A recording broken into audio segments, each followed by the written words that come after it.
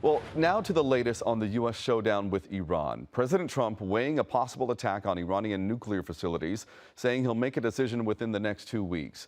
Here's ABC's Mary Bruce. This morning, as Israel and Iran trade fierce blows, and after weighing his options over several tense days, President Trump is now giving himself 2 weeks to decide whether the U.S. should strike Iran. The president holding out hope for negotiations as European leaders meet in Geneva today with the Iranians to try and jumpstart talks.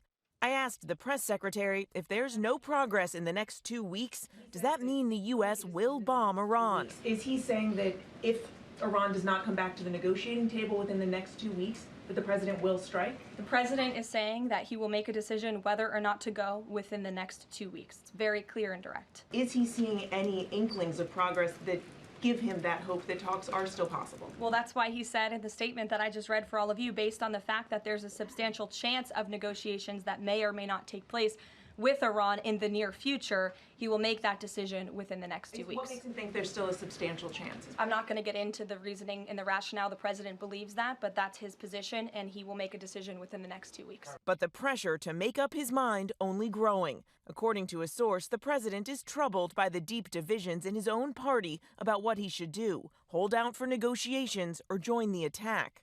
One key advisor who's been urging restraint, Steve Bannon, spotted at the White House yesterday shortly after posting this clip. Netanyahu, just finish what you started. One source telling ABC News Trump is trying to psych himself up, convince himself that whatever he ultimately decides to do is warranted. The president's new 2-week timeline, a blow to Israeli Prime Minister Benjamin Netanyahu, who has been pushing for the U.S. to get involved. Only the U.S. has the 30,000-pound bunker buster bomb capable of penetrating Iran's nuclear site 300 feet underground. It's never been used on the battlefield, and there are concerns about how effective it would be. Netanyahu now publicly putting his trust in Trump to make what he says is the right choice.